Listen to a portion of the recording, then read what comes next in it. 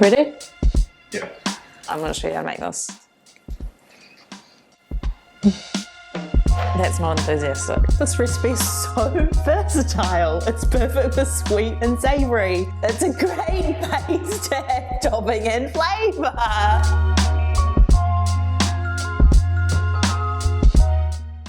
Making dough and breads can be a little bit of a ball ache, but this brioche recipe from my book is super easy. You literally just chuck all of the ingredients together, knead it for 5 minutes with the mixer, and then the proof happens in the fridge, and then later on, once we're finished rolling. We use this base dough recipe in the bakery for our cinnamon buns, savoury brioche, custard twists, all of our sweet buns. So we start with this base every single time and then change up the flavours depending on what we're gonna make.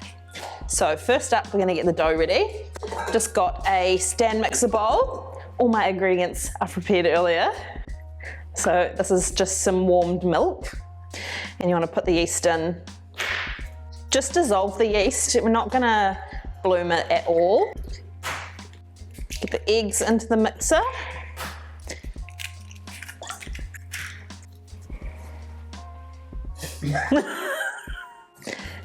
Custard sugar, some salt.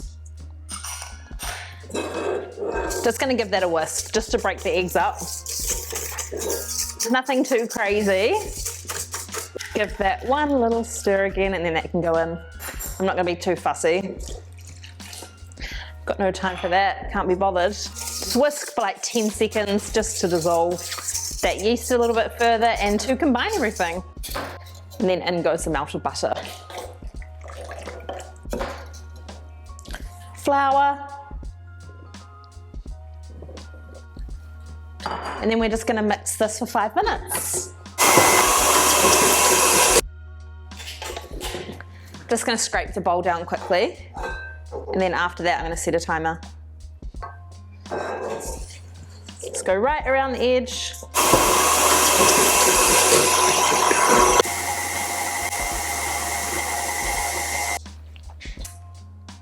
Five minutes is up. Okay, so that was 5 minutes. I just have a lunchbox container here. Gonna give it a spray with some oil. That way when you put the dough in, it doesn't stick to the lunchbox, and then when you obviously take it out, then it's gonna just flop out nice and easy.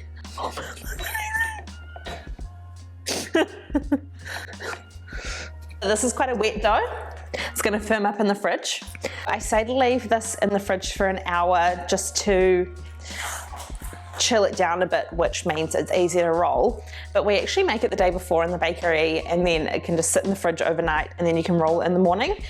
I find it's just easier when the dough is fridge temperature, and then, yeah, it just doesn't make a mess. But you can use it after an hour if you want to. Gonna lightly spray the top as well, and then I'm gonna get some Glad wrap and just put it directly onto the dough, which means that it won't dry out in the fridge.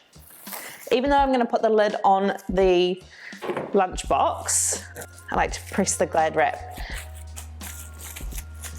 directly on top. So this is gonna prove, and it's actually gonna probably rise right to the top of the lunchbox, especially if you leave it in the fridge overnight.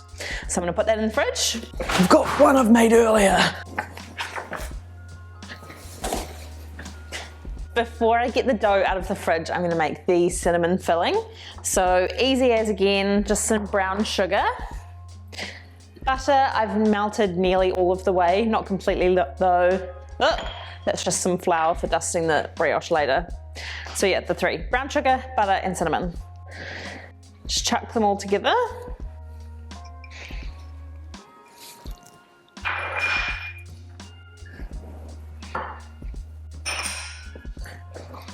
Then just give it a mix. I'm just pressing the spatula down into the filling because sometimes you get those pockets of brown sugar. So I'm just breaking the sugar as I go around. Easy as. I'm just gonna set that aside now and then grab the dough. I'm gonna say it. This is one I prepared earlier. How good. So see, the dough is right to the top of the container because this was actually made yesterday. The easiest way to roll it is by putting it in the fridge overnight. But again, you don't have to, at least an hour. So I'm gonna get some flour, lightly dust your bench. And then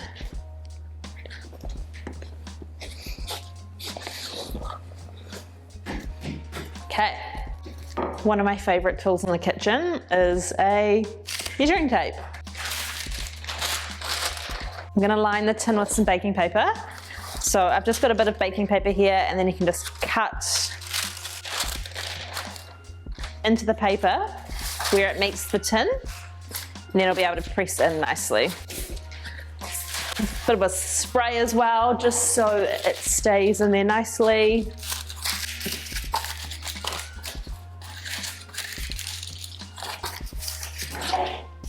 Perfect. So we're all ready to roll. Little bit of flour. What? It's literally rolling. A little bit of flour on the top. I don't want to add too much flour at this point because it doesn't need it. And if you've got excess flour on the dough, when it proves, it kind of looks really dry and the flour just sits there and bakes onto it, and it's just yuck. So I'm gonna mainly work lengthwise. So the dough is a nice rectangle from being in the lunchbox, which is a great start. It makes it so much easier than if the dough was in a bowl in a weird shape. So a little bit of rolling, lift it up away from the bench just so you can always move it around. You don't want the dough to stick to the bench. Then keep going. I want this dough to be 500 mils in length. So I'm gonna get the length first and then sort the width out. Nearly there already, which is good. And also make sure that you don't run the rolling pin down off the edges. You don't want thin sides. Okay, we're already there. So then flip the dough back around. Just lost a little bit of length there. So one more.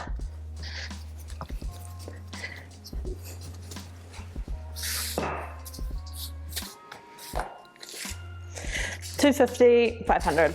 Nice. Before you put your filling on, just lift it away from the bench again, because that's kind of really your last chance to lift it up. If your filling is any runnier than this, just chuck it in the fridge for a couple of minutes and that butter will firm back up. But you want it to be a nice spreadable consistency rather than running everywhere.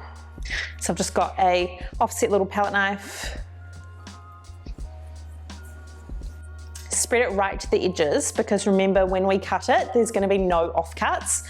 So every single piece needs to have all of that filling in there.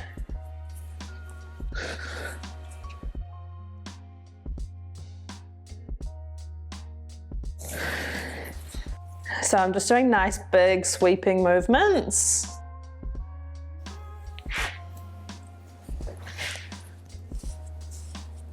Right to the edges, over the whole thing.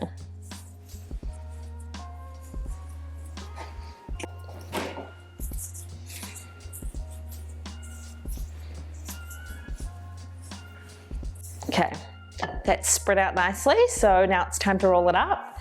Just gonna start from one corner. Just do really small movements to start the swirl of the buns. And then start again. Once you've started the swirl, you can then do bigger movements and get it right to the edge. And then just get your hands, just kind of press it into the sides. So I like to cut the dough with the fold down, because then when you cut through it, you press the open bit together, so then they're friends again. Okay, so we want 12 even pieces out of this. I'm just gonna cut it through the center first and make little markings.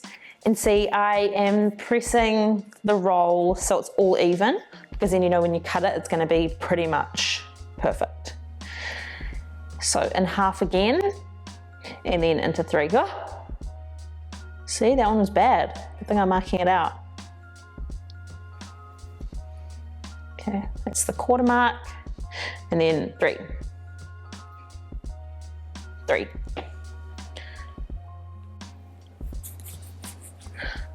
I don't want to cut on this bench. Just small movements, and then you can cut all the way through. This knife is really sharp, so I can cut through this quite nicely. If you don't have a sharp knife, use a serrated knife.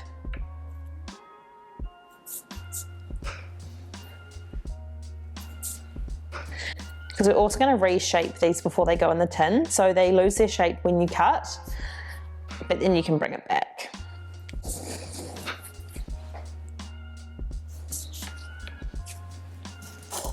Get your tin, and then I like to just give it a little shimmy around.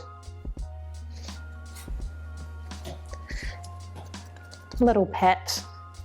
Good luck in the oven there. If you do find you have some smaller ones, put those in the center, because then they have more space to prove.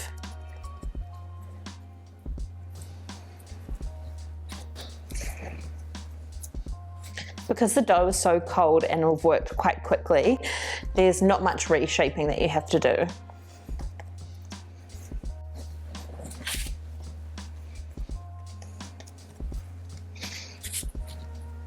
So some people like to do a lot of rolls when they're making cinnamon buns. So you have really thin layers of the dough versus the filling. But the thing with that is that because the dough is so thin, it doesn't rise as nice. So by only doing a few rolls like this, you have the filling throughout, but then the bread from the brioche dough is really nice and fluffy. So I think it's worth doing it like this. Okay, so it's time for these to prove.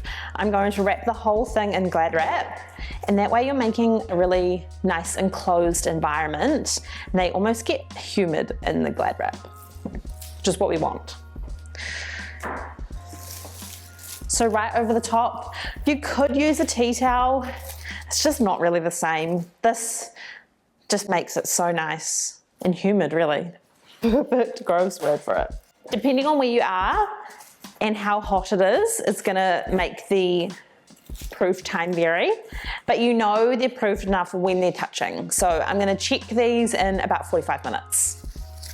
So if it's the middle of winter and you want to make these fast, they're probably not going to prove on the bench. So what I like to do is put the oven on 70 degrees Celsius, so it's super low but just a little bit warm, and then put them in the oven and they'll prove nicely. Not too hot though, because you don't want to melt the Glad wrap, but it won't at 70 degrees.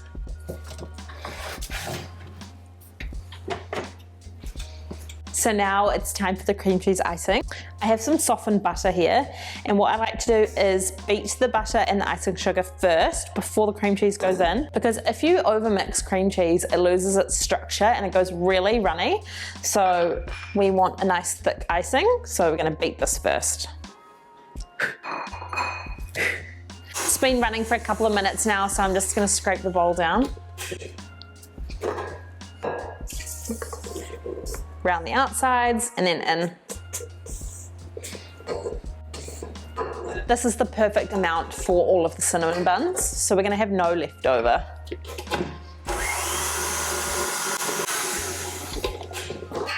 It's nice and pale now, so you can just add the cream cheese in, give it a little quick whip just to combine it, because when we go to use it, we will remix it. So just really quickly, on high. I'm gonna scrape it down quickly. Then one more little mix, and then that's it already. If you want to put some vanilla essence in it, you can, but I like to leave it plain. Okay, just gonna leave that in the mixer. I'm gonna check on the buns that have been proving. Yeah, nice. See, they're all touching now. So I'm just gonna leave them at room temperature. They'll keep proving a little bit more, and then I'm going to turn the oven on full blast. So they have proved nicely. See, they're all touching, and you can tell that it's nice and enclosed because it almost looks sweaty on the inside, which is what we want. So take the Glad wrap off completely now.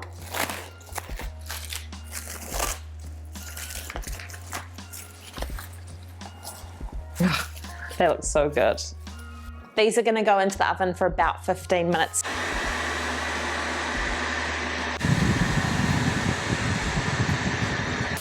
They smell so good. Just gonna leave these in the tin for 10 minutes before I flip them out onto a cooling rack. They look so good though.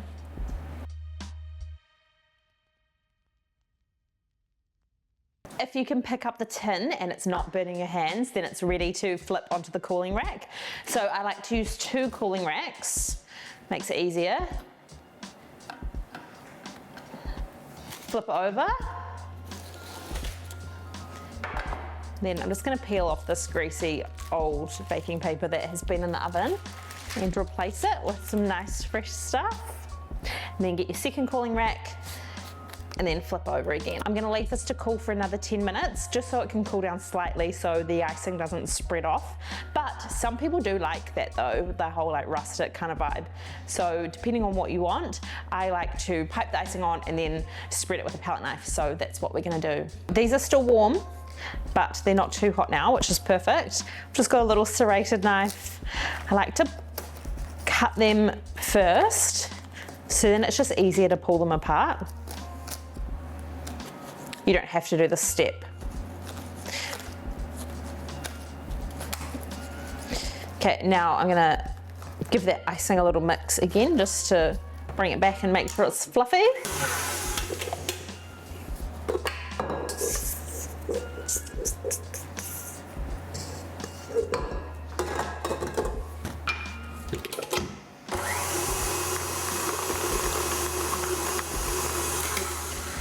Okay, so I just got a piping bag here and it has a 1A round nozzle on it. Gonna put all of the icing in here. Yum. Cream cheese icing is the best thing ever. Scoop it in.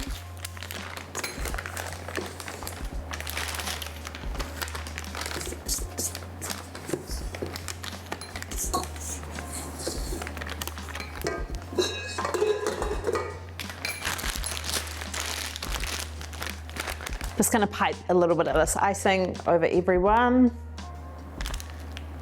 Just squeeze, stop, then lift up.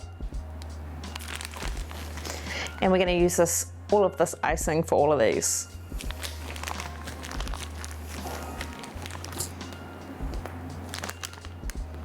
So if you did this part when the buns were hot, it would just melt everywhere, which is also delicious. I guess I've just got the bakery cabinet kind of thing in my mind every time because obviously they're a bit harder to serve like that. So this is how we do it. See, I've used all of that. Now I've just got my offset little mini palette knife. Just like to push it in the center, almost doing little flicks. Just flick it around.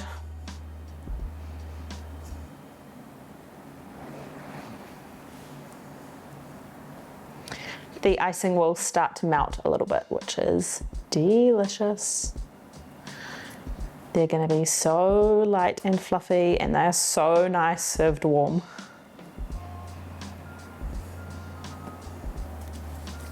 Yum. And then just a little dusting of icing sugar over the top.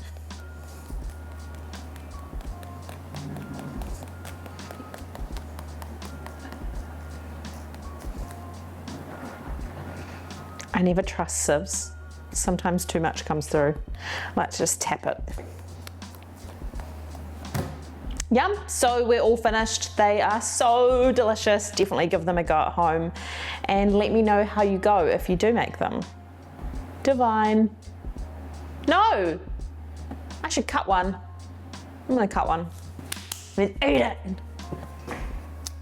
I love a middle piece. It's nice and fluffy.